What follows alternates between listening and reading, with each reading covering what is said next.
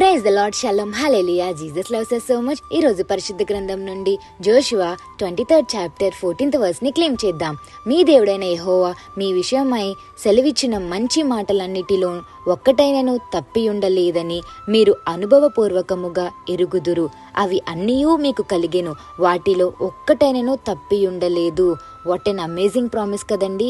మనుషులు మీకు ఎన్నో కోరికలు తీరుస్తానని సెలవిచ్చి ఉండొచ్చు.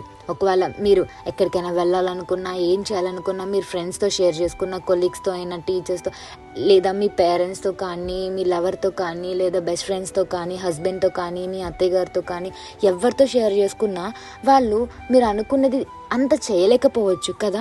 ఒకసారి మాట తప్పచ్చు, కానీ ఇక్కడ యేసే మీతో మాట్లాడుతున్నారండి. ఒక్కటైనా తప్పి ఉండలేదు. వావ్! యేసే మీకు ఒక్క వాగ్దానం ఇచ్చినా అది ఆలస్యమైనా యేసే ఎప్పటికీ చేయకుండా ఉండరండి. ఎప్పటికైనా ఆ వాగ్దానం ఫుల్ఫిల్ అవుతుంది.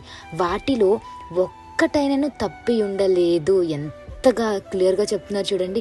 యేసే మీకు ఏ వాగ్దానం ఇచ్చినా అది తప్పిపోదు. ఆ వాగ్దానం ఎప్పటికీ ఫెయిల్ కాదు. యేసే మీకు ఎన్ని వాగ్దానాలు ఇచ్చారో అన్ని వాగ్దానాలు చేయగలిగిన గొప్ప శక్తిమంతుడండి మన యేసయ్య.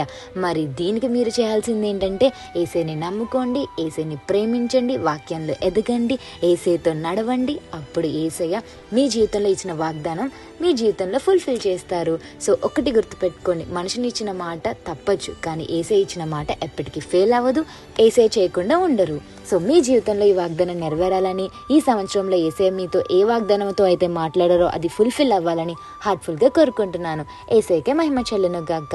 హల్లెలూయా. Have a blessed day in Christ Jesus. Jesus loves us so much. Amen.